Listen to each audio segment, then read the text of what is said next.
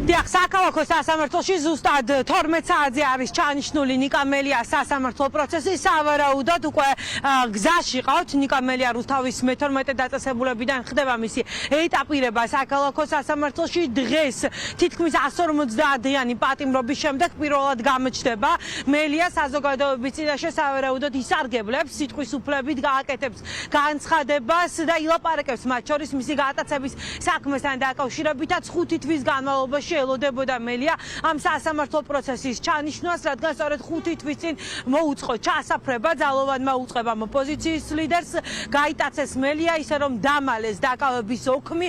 ამ თვეების განმავლობაში არ უბრუნებენ ნიკა მელიას ადვოკატებს და მის ოჯახის წევრებს. მელიას ნივთებს, მათ შორის ტელეფონს, რომლის გახსნასაც დაკავების მომენტიდან ცდილობდა ძალოვანი უწყება, თუმცა ეს მათ ვერ მოახერხეს. გარდა ამისა, იდენტიფიცირებული არის ყველა ძალოვანი, ვინც გატაცების სპეცოპერაციაში იღებდა მონაწილეობას, მათ შორის ერთ-ერთი ლევან მაისურაძე იყო, რომელიც ნიკა მელიას გატაცების სპეცოპერაციის წარმატებით დასრულების შემდეგ დააწინაურეს და ვაჟა სირაძის ადგილზე დაანიშნეს.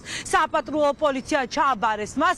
დღეს ადვოკატები მოითხოვენ, რომ მაღალჩინოსნები ძალოვანი უწყების, ვინც იღებდა მელიას გატაცებაში მონაწილეობას, გამოიკითხონ სასამართლო პროცესზე და აკმაყოფილებს თუ არა მოსამართლე ამ შუამდგომლობას ჯერჯერობით არავინ არ იცის. ახლა შინაგან საქმეთა სამინისტრომ შეთხზა ამბავი, რომ თითქოს ნიკა მელიამ დაძრული მანქანიდან შეაგინა საპატრულო პოლიციის წარმომადგენლებს, თუმცა მათი მონათხრობი არ ემთხვევა იმ რეალობას, რაც მოხდა 29 მაისს. 103-მდე პოლიციელი ჩაუსაფრდა მელიას და ასე მოხდა სწორედ მისი გატაცება.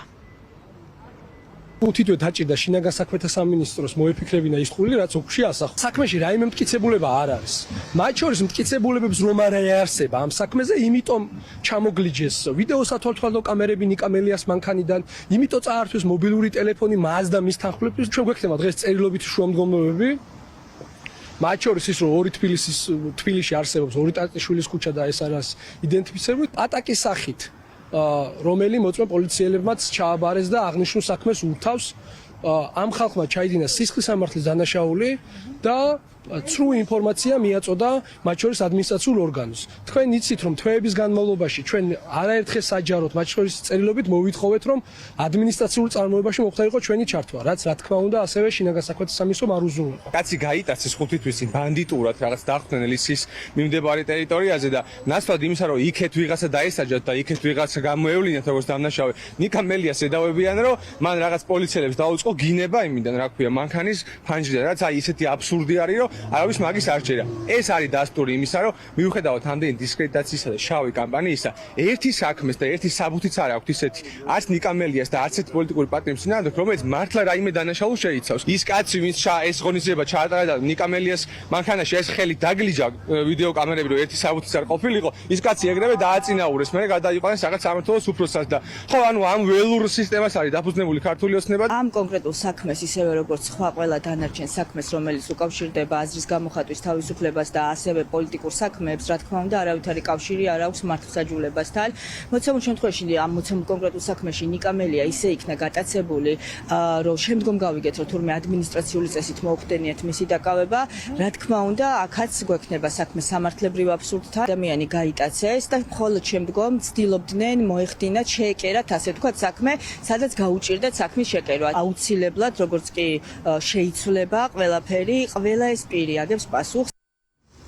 ნიკა მელიასთვის პატიმრობა თეატრალკიანის კომისიაზე გამოუცხადებლობის გამო 30 მაისს უნდა შეეფარდებინათ, თუმცა ამ განაჩენის გამოცხადებამდე ერთი დღით ადრე დაასწრო შინაგან საქმეთა სამინისტრომ სასამართლოს და პატიმრობის შეფარდებამდე ერთი დღით ადრე დაიჭირეს. 5 თვის განმავლობაში ოპოზიციის ლიდერი ითხოვდა, რომ ამ თემით დაინტერესებულიყო მათ შორის სახალხო დამცველი, დაინტერესებულიყო სპეციალური საგამოძიებო კომისია, საგამოძიებო სამსახური, თუმცა არავის ამ საკითხთან დაკავშირებით არანაირი მოკვლევა არ ჩაუტარებია. 5 თვის შემდეგ გამოაჩინა დაკავების ოქმი ძალოვანმა უწყებამ და შემოიტანეს სასამართლოში.